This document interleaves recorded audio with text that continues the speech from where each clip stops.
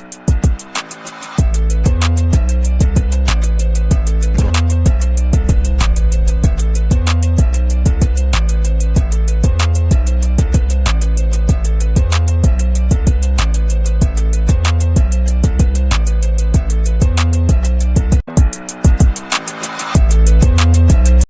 welcome to another exciting episode of the Andre The Beast Crayton Show. Another exciting show and definitely another exciting guest. Now, this is going to be a really good story. Imagine, if you will, growing up as a child, being abused, being bullied, trying to fit in, almost trying to fit in, and still dealing with a lot of pain and suffering. And then imagine, if you will, taking all that pain and all that stuff and forging all of that into becoming one of the, let's call it what it is, one of the greatest football players to ever play the game. Now, I know in the United States, we judge it by stats, touchdowns, the people's choice. But imagine when you don't have those things to validate you being considered one of the greatest. To me, the greatest is consistency. Being consistent equals greatness. And when you're 61 years old, and age is just a number, but think about this. At 61 years old, you're playing in one of the most competitive sports there is, football. You're getting beat up, you're blocked. You have to be mentally prepared. You have to lift weights. You have to stay in such supreme condition. But just imagine the mental toughness that it takes to keep going at 61 years old and really just now ending your career a couple of weeks ago. That is some crazy stuff. Today on the show, we have a young man who's definitely setting the social media world on fire with over 9 million views. That just goes to show you he is definitely the people's choice. 61 years old for him is never a forgotten number, but it's a pillar. It's definitely a stepping stone, and it's definitely has forged him to saying basically age is just a number. Let's welcome to the show, the one, the only Mr. Football himself, Darin Burns, all the way from Canada. What's up, big dog? I'm good. Thank you for having me on the show. Man, okay, so I'm going to just call it like it is. 61 years old, playing defensive line. That's some crazy stuff, and your season just ended. Before we get to your football career first, let's talk about who you are. Who actually is Mr. Burns? Well, I'm an old beat up guy today. I went through a challenging upbringing. I've been involved in the construction business and the gym industry and stuff to fill in the void between football.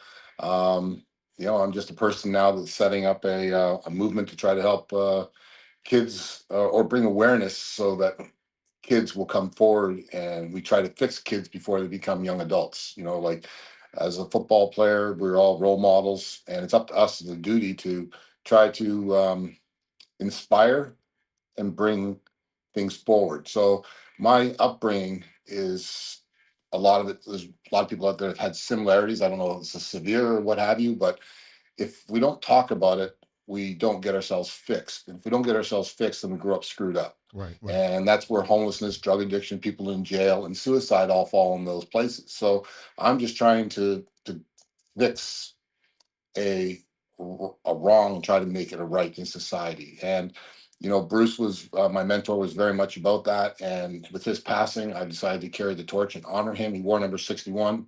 I wore number 61. He played defensive line. I played defensive line, and I played football, just not to my jersey number. It was to Bruce's number. Right. I'm 61 Part B.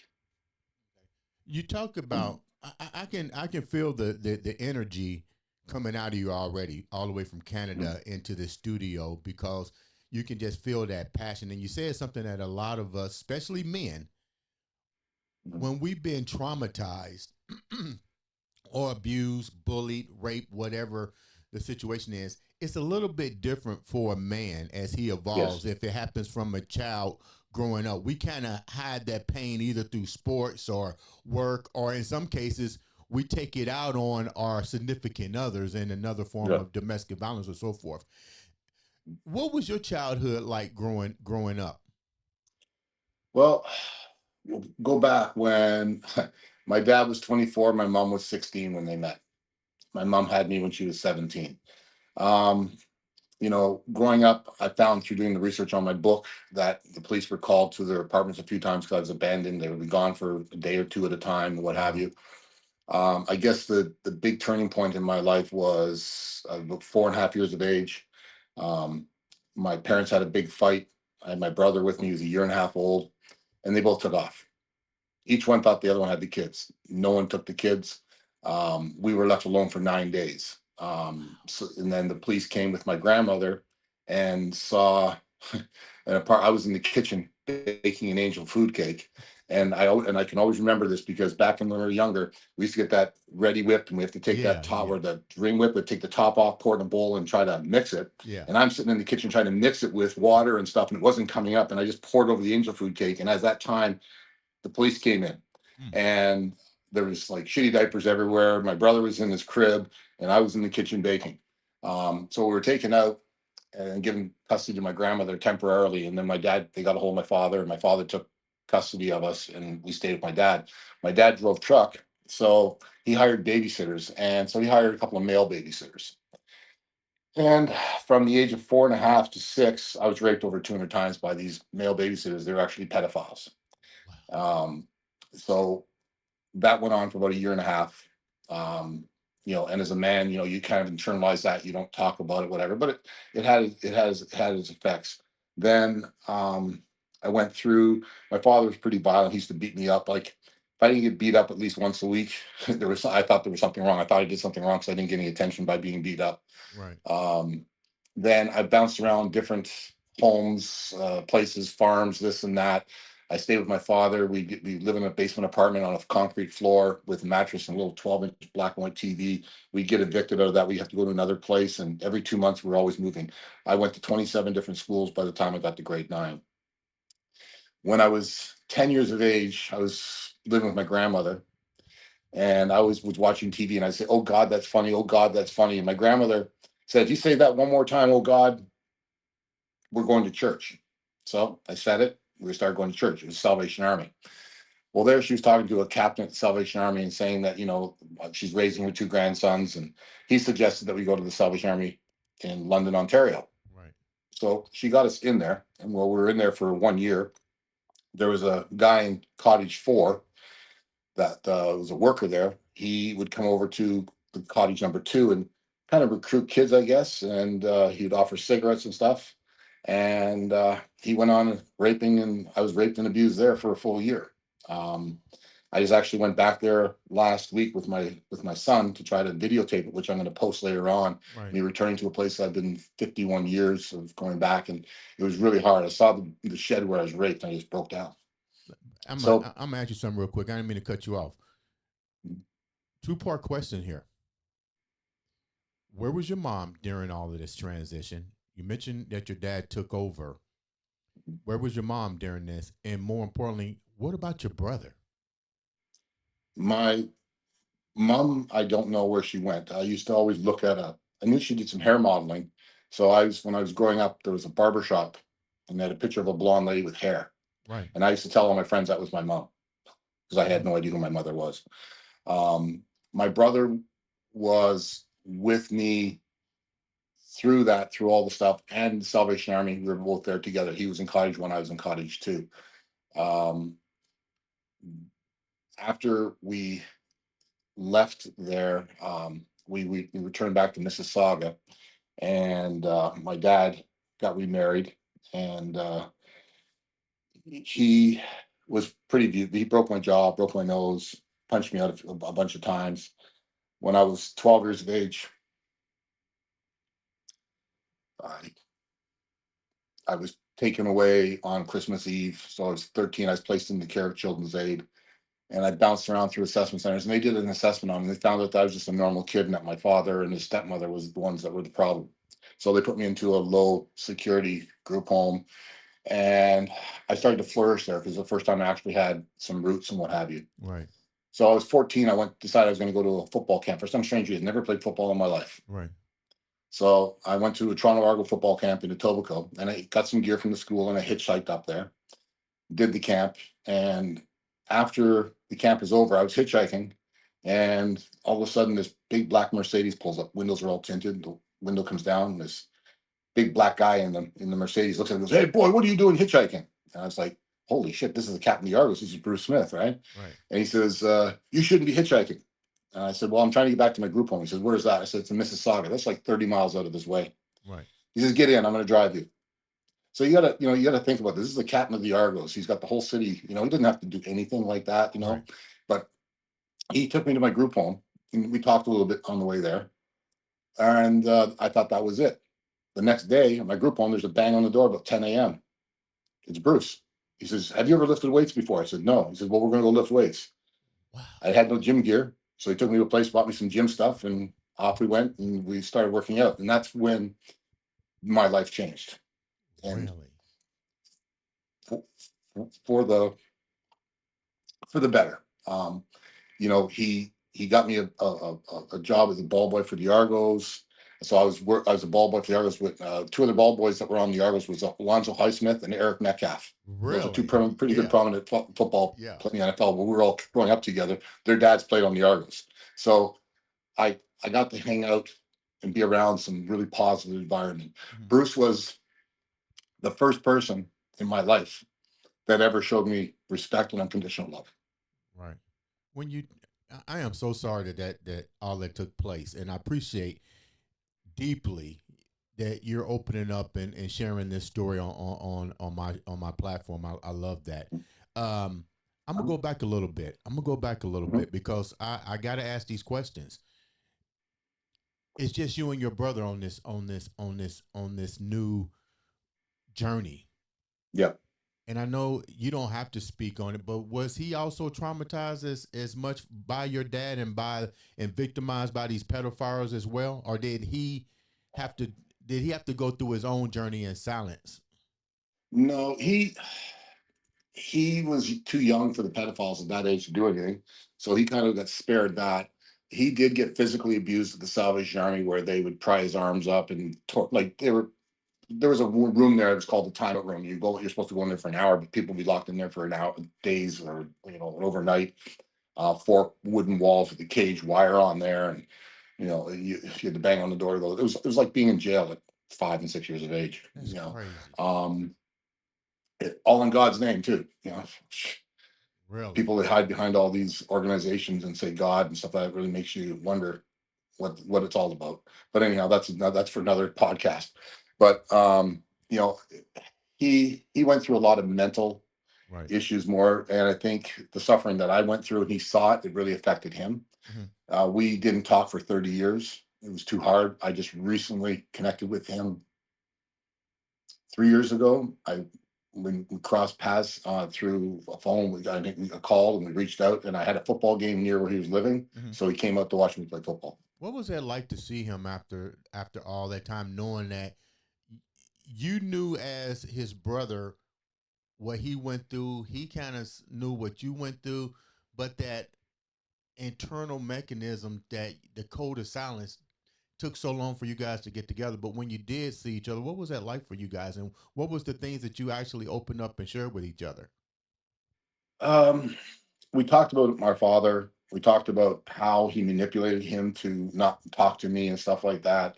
Um, it was emotional. I had probably one of the best football games of my life that day. Take your So time. I know this it is it, hard. it fired me up. I'm gonna ask you a question. Mhm. Two-part questions.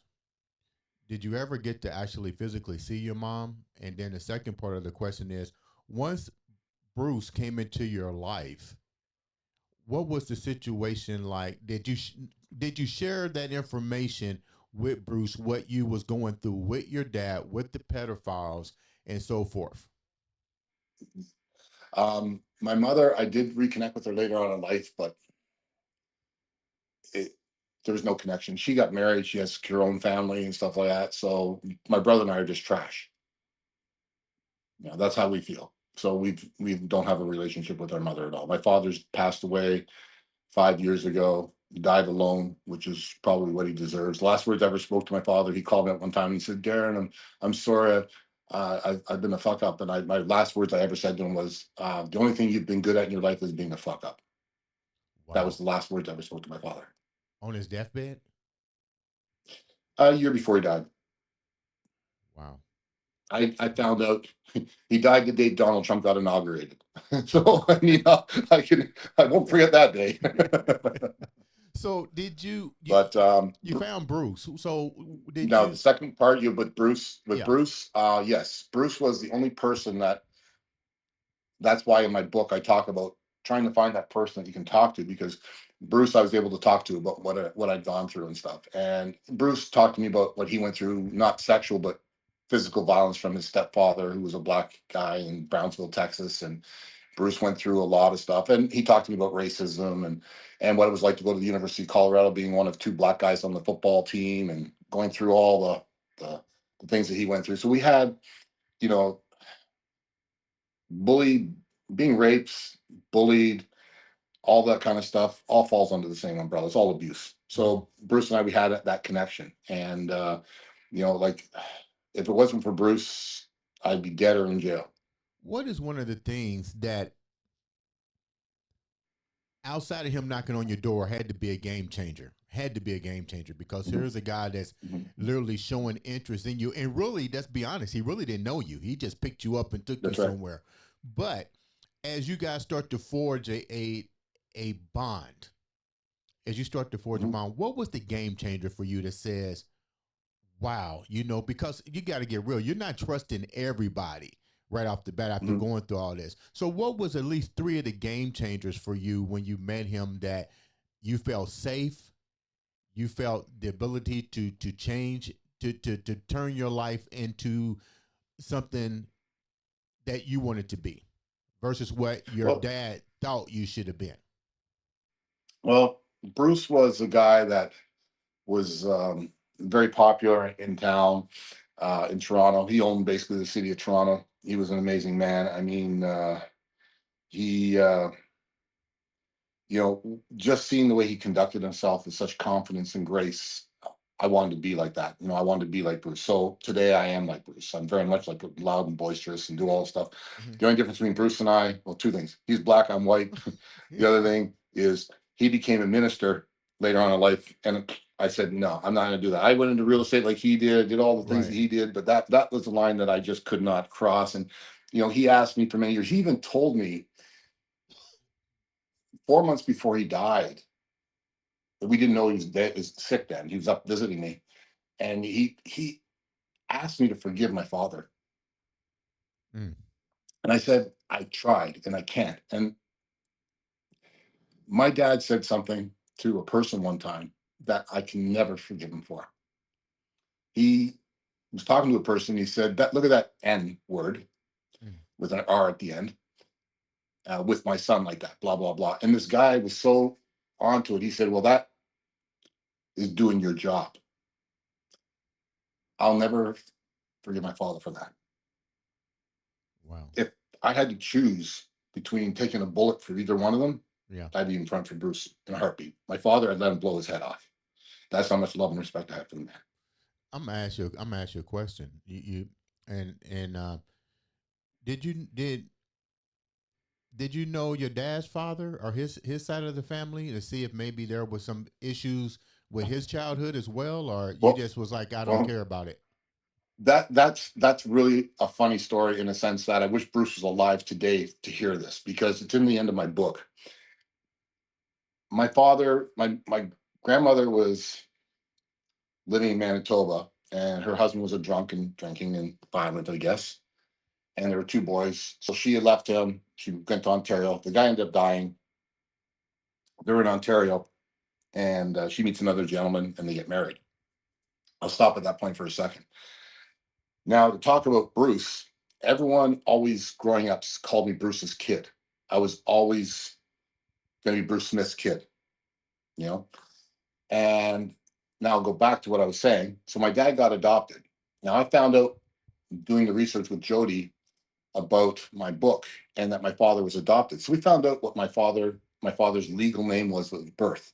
Wow. Instead of Linton James Burns, he was born Linton James Smith. So in my Mm, book,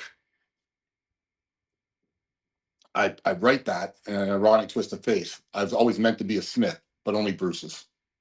that's crazy. So my bloodline is a Smith. The guy that saved my life was a Smith. It's just too many crisscrossings going on. I know Bruce was probably pissing himself laughing with that one, because to me, that is the ultimate thank you that I could ever get, to know that, I could legally change my name to Darin Smith, Right. and it would be in honor of Bruce. You mentioned that Bruce So, asked a and, question. like, Go ahead. Go what's ahead. that, sorry? No, go ahead. Finish what you was going to say. Now I ask my question when I get Oh, done. so, Bruce was like, I have a saying, a tree can't grow without roots. How do you expect a child to? When I met Bruce, I was a log on the side of the road. My roots were all rotted, but he was able to pick me up, put me in the ground, plant me some soil and water, give me some TLC, and my roots started to grow, and I came back to life because of him. And that's where we look at society today, and I get it. Like, we have a huge problem with homelessness in Canada. I bet you do in the States as Oh well, and drug yeah, addiction and homelessness it's and bad here. suicide in prison and everything. And 80% of those people that are in jail or have these issues, they were that log on the side of the road, but no one came and plotted them up and gave them the roots and try to bring it forward and try to help them. So that's my mission, is to try to reach these kids. And if I can get more athletes to come forward and tell their story, because in football, it's a violent sport. We got Yeah. to push ourselves. Like, when I played football when I was younger, what made me really good was I played with extreme violence inside me. I didn't express it out. I just let it out on the football field. I would think of that being raped. I felt that pressure. I felt this and that, and I just let it all on the football field. I didn't have technique back when I started. I just knocked it the hell out. And I see a lot of kids that go into that sport to kind of release it. Mhm. So I know in football that's one, but there's a lot of sports: hockey, baseball. We can go cover them all, and women's sports as well. I mean, they've gone through their problems as well. So I want athletes to come out forward and start telling their story, because if we can start telling our stories, it's going to be easier for these 10-year-olds. Instead of looking up at us because we're on Madden or whatever, they're looking up at us in a different way. Like, I had a kid this week message me, and he just said that he told me his life story. He said we have a lot of similarities, and he went on about, he read my book from cover to cover, and it resonated with him. He identified with it. It gave him a purpose. It gave him a strength to kind of come forward. And he just wanted to thank me for speaking for the ones that aren't able to. Mm. I'm gonna ask you a question too, a two-part question. Um, Mhm. and I know this is probably gonna be difficult. Y- Bruce asked you to forgive your dad, and you said you couldn't forgive your dad. And it's funny because we just did a show yesterday about forgiveness, and that was a major, major topic. And why do you think that was important for him to want you to release that and let that part go, knowing that it can probably cripple you in the end? And do you? How can I put it where this might makes a little bit more comfort here? Do you think if he was able to honor Bruce's wish by letting that go, that it would probably um, release some of that anger and frustration that you built over the years? I was talking about that not too long ago. And the answer is yes, I should have listened to Bruce. The son of a bitch was right again. He's Because that's my last remembrance of my father. I have other memories of my father too, but it was not so much for my father. It was just for me as a person to be able just to forgive and let go on it. And Right. I got to carry that for the rest of my life now. So, you know, Bruce, even on his deathbed, asked me, and I just couldn't do it. Wow. I just couldn't do it. And he really wanted that for me, but I didn't see the reason why until it Hmm. was too late. Now I'm gonna ask you something else. And like I said, thank you. I know this is difficult, but you know what? I You're trying to get a appreciate. 300. You're trying to get a 300 pound man to break down on your show crying. Well, No, no, I'm no, almost no, there. no. You know what? Because I know what those things are like. I know what it's like to live in to live in silence.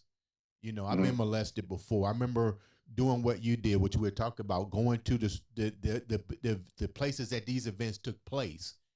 And it's so funny. I actually followed the trail that I ran home.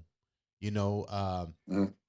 but what kills me more than anything is, like you just said, I'm gonna touch on this too.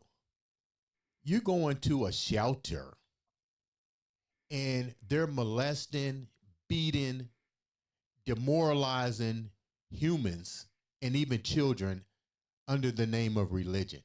I can Under the name understand. of Salvation Army Children's Village, Salvation Army. Every Yeah. time I see at Christmas, my PTS gets triggered. You know when they bring that bell and they got that Hmm. ball and say give money to Jesus and stuff like that. Yeah. You know, honestly, what I want to do is I want to walk over there, take the bell, shove it up that person's ass, lift up the lid, and shit in the hole. That's what I really want to do to those Christmas pods. Every Christmas, it just triggers me. I can't even go near them at Christmas. It just, I start to shake. What do you think needs to change? I mean, this isn't an isolated situation. This is global. This is all over the world. Mhm, The number one crime in the world, believe it or not, the number one crime in the world is child exploitation and misusing of children. mhm. And a lot of people don't understand that. Why do you think we're turning a blind eye in this world to things like this, even mental health? Because let's get real. We don't know I what our think, parents' issues are. We really don't. But mhm, we have to be the victim of the issues that they have. Not all parents have bad issues, but the mhm. ones that do, we, the children, become the victims of their issues. Yep. Yeah. No, I think that in the organizations, there's just too much money and power, and I think the politicians are personally too scared to deal with it because it's a dirty subject. I mean, that's why in my book, I was very candid. I had discussions with Jody, who I love to death. She's an amazing woman. She helped me do my book and get me, through it. It was a really difficult thing, but you know, the the I had to like I described what it felt like to be a 4.5 and have a dick shoved up your ass. I described it. I wanted people to feel what a child felt at that moment. That's the way we're going to make change. People like me that have got to come forward with the dirty talk to let people know what it was like. And then hopefully more people become comfortable and we get more mainstream. It won't become such R-rated, it'll become more generalized and going forward. So I felt that it was important for me to come forward, you know, and describe it in such a way that like I was dealing with a doctor for cancer. I had cancer through my last 5 years as well, and I played through that. And I had lots of things. Tore my bicep this year, and I played the whole season with a torn bicep, torn patella, broken finger, and stuff. But so I've seen my doctor a lot, and he had a copy of the book, and he said to me, "Man," he says, "a really good book, really dark, but I can't let my son read it." And I said, "Why not?" He says, "Because it's too dark."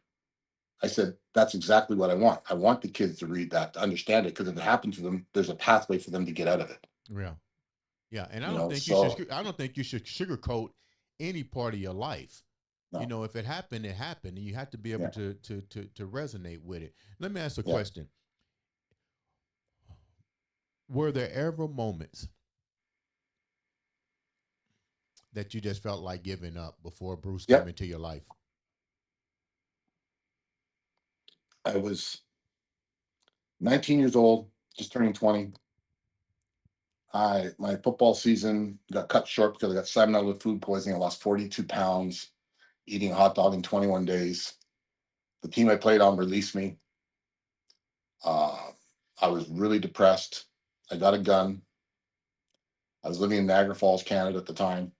I was going to blow my brains out on Christmas Eve. That was an anniversary of when I was put into the system of children's aid. So that it was the time when my last time my dad beat me up, and and what have you. And anyhow, I decided we were talking about fried chicken. I decided my last meal was going to be some KFC. Going to go get me some KFC. So I went around the corner, got myself some KFC, and I was coming back to my. I was living in a penthouse, the park of a house, Mhm. and there was a piece of mail for me.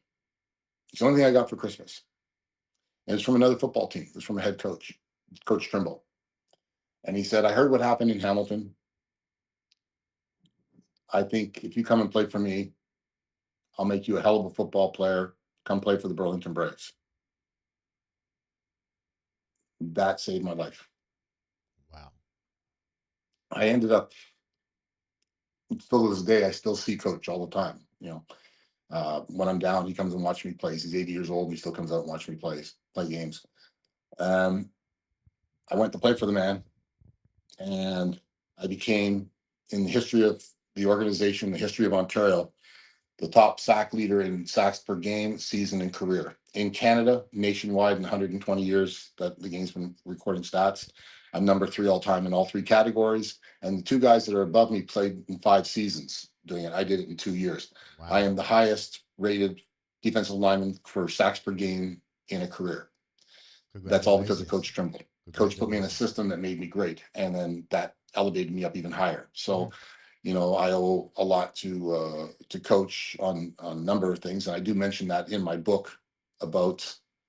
Um, I mentioned that to in the book about the things that the effects that Coach Trimble had in my life. So, but yeah, I wanted to kill myself when I was 19.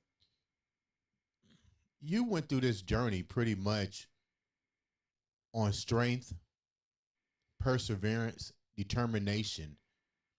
Not once did your father even reach out to you as you was trying to embark on a career path.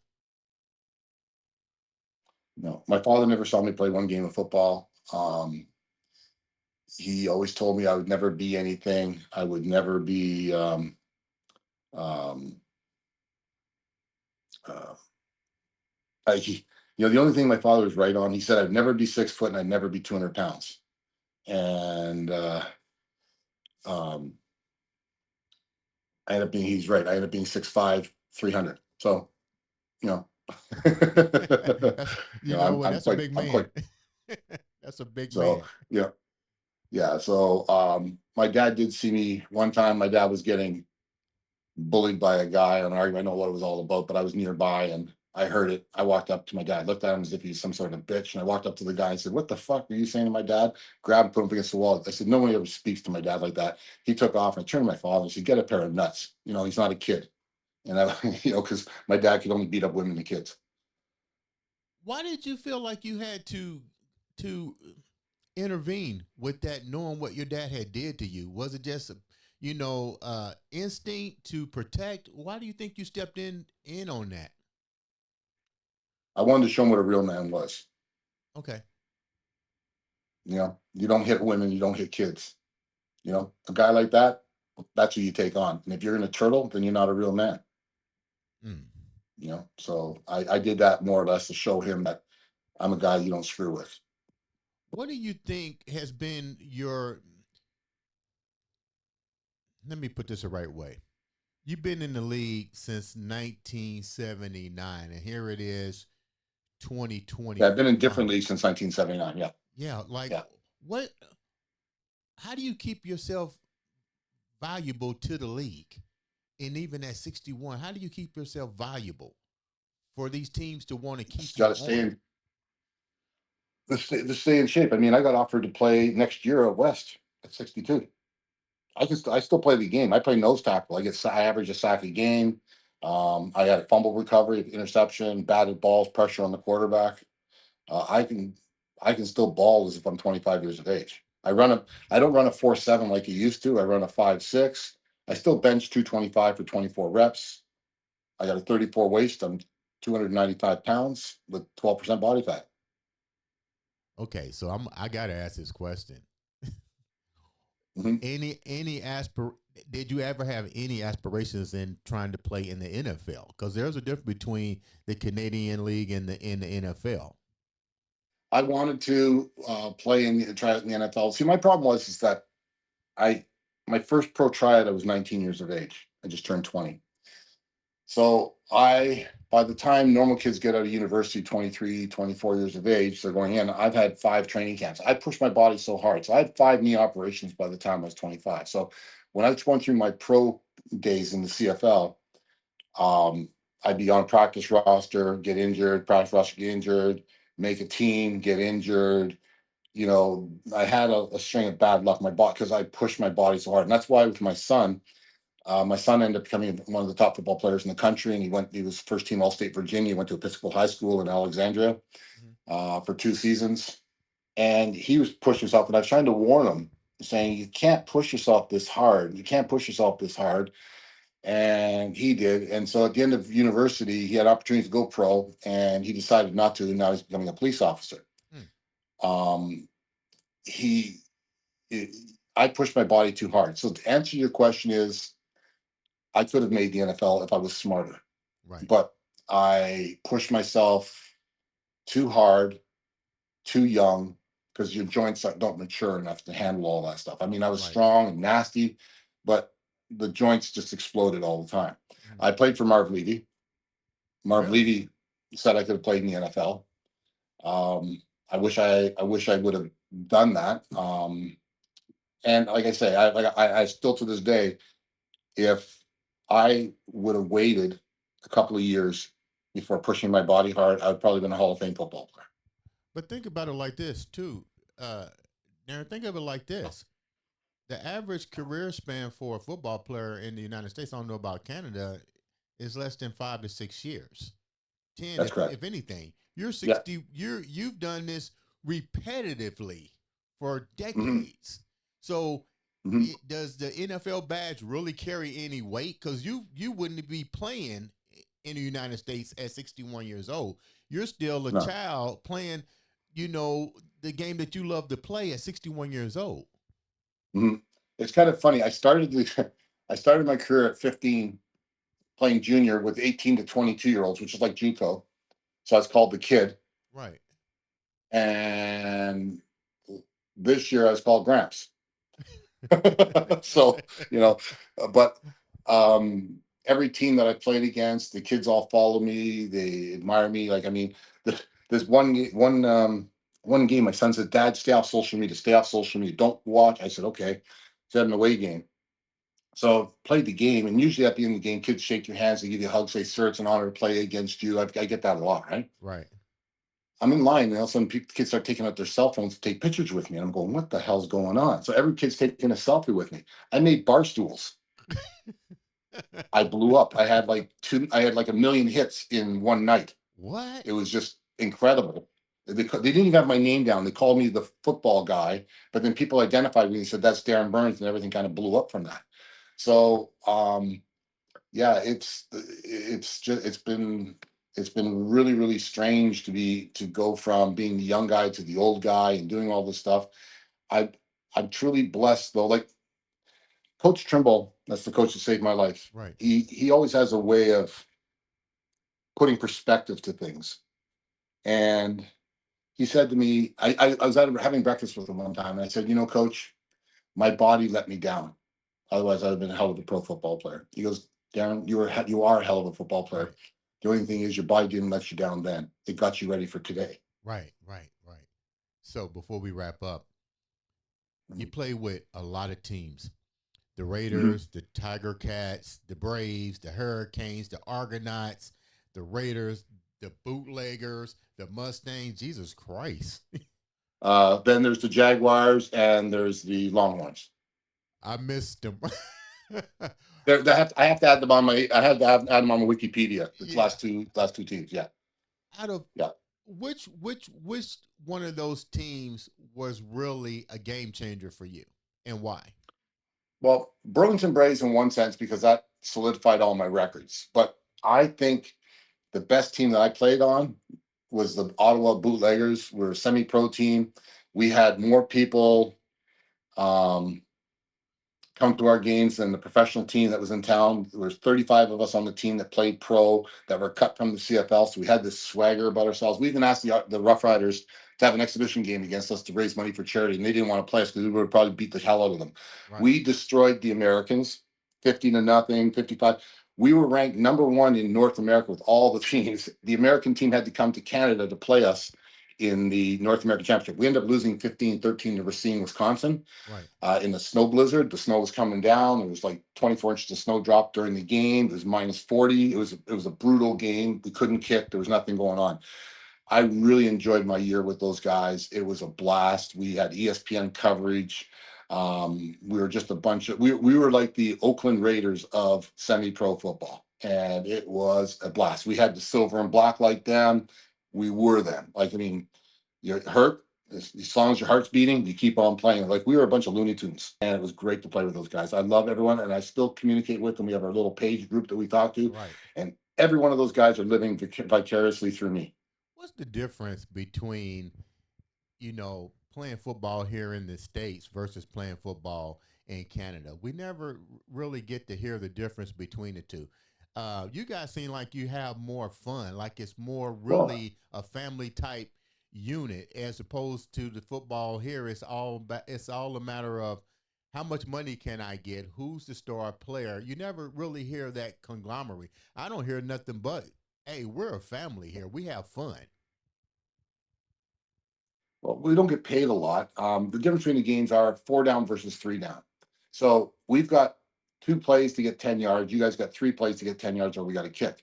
So in our game, the ball turns over a lot. So there's a lot of kicking and stuff like that. The game moves fast.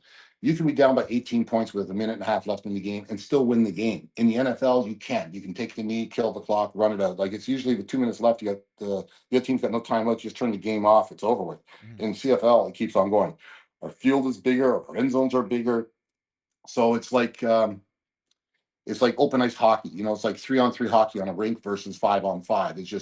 It's exciting. And quarterbacks that have come out of Canada that have done well in the NFL, Warren Moon, Doug Flutie, Dickinson, have done well. And then guys like Vince Ferragamo and those guys that have come up to Canada to play, they bombed because it's a different kind of a game. But I think our game is 75% passing. The NFL is more run, run, throw, run, run, throw. Right. Um, the game up here is more of an exciting game in the sense that it's airing out a lot, Hmm. Um, but both games are great. And the other thing that I like in American football is you're lining up head on head.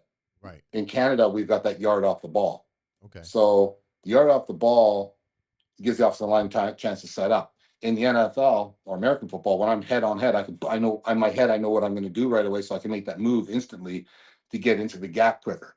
Right. So you have to adjust your stance, you have to adjust your game a little bit. I love both games, but to be honest with you, not because I'm Canadian, I prefer the Canadian game better than the American game. But the American game is more entertaining to watch because it's got all that money behind it, and Right. the marketing, the advertising, the way they produce it, the way they promote the players and stuff. Um, like Chad Ochocinco said, CFL is a real good league. It's just as good as the NFL. Yeah, he's trying to come back and play up there too. I was like, wow, okay. He Yeah, can he can do it. So who's your yeah. favorite players? Who's your favorite players? Well, I go to the old school guys. I had a privilege one time. I was 14 to sit with Walter Payton for a whole football game because he came up to watch his brother play, and I got to sit with him. Barry Sanders, Bo Jackson, Reggie White. Those are the guys, and Ray Lewis to a point. I love Ray's enthusiasm, his intensity. I like his message. I like him as a human being. Um, I like guys that, like, when I get a sack, I just point straight up to the sky. That's it, and that's the honor Bruce. I don't Hmm. get in there and start slamming the ball, doing that. One time I had a 60-yard touchdown run. I Right. just dropped the ball in the end zone, and walked off to the sideline. You know, uh, Barry Walter Payton was like that. Walter, I asked Walter. He gave me some advice when I was 14, and he just said, if you really want to be good, you just got to work hard, always train, and want it more than anybody else. Mm. And second sucks. Wow. So I kind of go by those rules. Barry Sims, the way he ran to the end zone, Barry Sanders, sorry, drops the ball off in the end zone like he's been there. Those are class act guys. You can't, Yeah. you know, you can't make those guys up, you know. And it was funny for me, people, you know, I was on all these things, and I actually got onto TikTok. My thing came onto TikTok, and Right. it got taken down because everyone said that it was AI generated. It wasn't real. So I at first I was upset, and I was thinking about it, going, "Don't be. That's a hell of a compliment. If you're going to make the perfect football player and generate a picture of me as AI, hey, thank you, I guess, you know." So, but you know, act like you've been there, act with class. This is the football's the most amazing sport. It gives us so much opportunity. And that's why I ask all the guys, give back to the community, give Mhm. back to where you're from, go to the schools, go this and go that. If you had trouble in your life, go talk to kids, tell them your life story, Right. make an impact, try to change people's lives, try to change people's directions. Just because your career is over with doesn't mean you're over with. You Right. still got value, you know. And the guys have got to come back. Like those guys I just named, those are all great athletes. And if they've had some trauma in their lives, I would love to hear their stories. I would love to know what got them up every day to do all their things and how they turn things. And you know, a kid's going to hear that and impact his life and want to make a change. You know, and that's what we all that's what we have to do for the next 10 years. We got to get more athletes involved. So I set up a foundation that we're just launching called the AACA, Athletes Against Child Abuse. Yeah. And I just want to set up a forum that we're going to get going where people can come on and talk about it, talk about their stories, and have connected and try to connect people together and things like that. So that's kind of where I'm drifting off to with this movement that I've got. I've been truly blessed. I mean, having guys like you ask me to come on your show at 61 years of age, having 9 million people follow me, I Well, would well, never well, have well, thought well, that. You know, hell, I got a sack last week. I would never have thought this would be happening at 61 years of age. well, look, Darren. I remember I told you I was on my way to Kroger's to get some fried chicken, and our buddy Allen called me and said, "Hey, you got to get this guy, man. He's like 61 years old." And I was like, "Yeah, I don't believe no guy's playing football at 61 years old." But when I went back and looked, I was like, "Man, he's really doing this." My question here is, Mm. our question here is this: before we wrap up, with your program that you're starting, is it just football players, or you're looking for athletes from all sports arenas to come and All share their stories? sports. All I Okay. mean, being raped and bullied just doesn't happen to football players. Okay. It can happen to any of us. So you know, heck, I'll even take soccer players. Uh, but you know, it's just to you know every sport. There's certain stars in every sport that kids aspire to and stuff like that. Right. We need to get these people involved in it. We need to get people involved. Like I go to boys and girls clubs and I take them bowling. I rent out a whole bowling alley. I take them bowling. I rent out movie theaters. I take kids to movies. And I talk a little bit about my story. I don't get into detail, but I just Right. want the kids to know that they're loved and respected. Bruce used to always say in the Bible, faith without works is dead. And where I get upset with Christians is that, oh, I'm going to pray for you. I'm going to pray for you. Prayer does screw all but make a Christian make themselves feel good. Right. Go do the work and then pray. You Right. know, if you want to be a millionaire, you don't sit at home, God, please give me $1 million, please, I'll be good to you. And $1 million appears. You got to go out and do the work. Mhm. Bruce would be the kind of guy that would see a homeless guy on the street. He'd go buy him a sub and a coffee, give it to him, talk to him for a couple minutes, put his hand on his shoulder, and say, I'm going to pray for you, and then leave. Prayer Mhm. doesn't put food in the tongue. Prayer just makes a Christian feel good inside. Go do the damn work first and then pray at home for if that's what you want to do. Bruce was very much about doing what he said he was going to do. So I need athletes to come forward and start doing the hard work and making changes because we can't expect our politicians. They're so Right. busy selling us out for this and selling us out. It doesn't matter if Canadian American. They're both doing it on the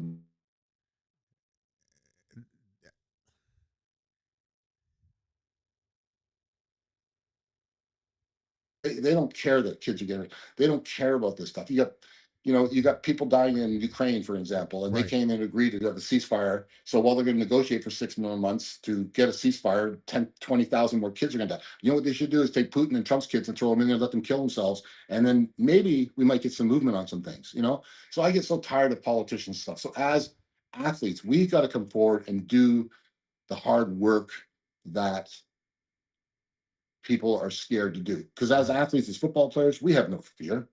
God, I like anytime I could be killed on a football field, anytime I have my neck broken, be paralyzed, especially at 61 years of age of playing. But Right. I put my pot on and I go out and do it. I have zero fear. I have zero fear of any man on this planet. So you just got to be yourself and tell your story. How many how have the community embraced what you're doing? Not only in Canada but in the States. How are people Oh, embracing I've this? got so much. I got so much love. Like I always tell everybody down in the 806 down in Amarillo, Texas. That's my second home. Actually, my last jersey and helmet that I wore is being sent down to them, and I've autographed it, and they're auctioning it off to give the money to the Boys and Girls Club of Amarillo, Texas. Okay. I've had the guys come up. I've actually had the whole show come up and visit and stay up in Canada, and I had Rod Peterson, and I was on TV right through North America. It was an amazing thing that we did. I have I had a guy message me from the States. He was at an All-Star game down in the States. And he said that while we were there, everyone was talking about me at the All-Star game. And he said, I just want to tell you that you have a bigger base than you know. Right. So I take it you're So, gonna come to the Hall of Fame, right? hmm? I take it you're going to make an appearance at the Hall of Fame. No, not unless I'll never get voted in, but no, I would never. I know, I don't, that's not for me. So before we wrap up, how can the viewers reach out to you, support you, and be a part of your new program to help raise attention to not only men's health but also to advocate for children? Well, on my Instagram, I think it's Darin DARINJ 61. And that through my Facebook, just follow me, Darin DARIN Burns BURNS. Those are the two main ones that I'm on. I mean, I don't know what else I have. Jody's got me set up on so many different things, but those are the ones that I'm on. Especially my Instagram one now is kind of taken off. I guess it's a younger generation Right. that are doing that. Because actually, it's funny. When I first was talking about trying to play to 61 years of age 5 years ago, and there was a survey done, and there's like 500,000 people voted between the two, Right. and on Facebook, 80% of the people said, yes, I could do it. And 20% said no. On Instagram, it was 20% said, yes, I could do it. 80% said no. Then we looked at the age demographics, and it was like 40 and up was Facebook, and under 40 was the thing. So the kids Yeah. didn't think I could do it. Right. Now the kids are messaging me and telling me I'm their inspiration. That is truly, Faith truly, without works is dead. truly, Just truly get out and do the beautiful. work. Out of Everything else falls into place. And the two things I've learned from Bruce is that, and the other thing that I always say is that like uh, love knows no color. I think it's sickening in this world where things are divided by your country, your color, or your beliefs. mhm, We're all human. We all bleed red, and we got to learn to get along a lot better than what we're doing. Social media, in one sense, has been good, but social media, in the other sense, has made the world stupid. yeah. Everyone now is a brain surgeon. Everyone now is this. Everyone now is this. Everything's conspiracy theory. If you lose, it's conspiracy theory. If you win, it's okay. We've gotten stupid as a world, Right. and we got to get back to the fundamentals of what make us a real true human being, and Mhm. that's loving each other, respecting each other. That's the thing I love about football. It doesn't matter what color, age, race, religion, sexual orientation. It doesn't matter. When you put that helmet on, you're a football player.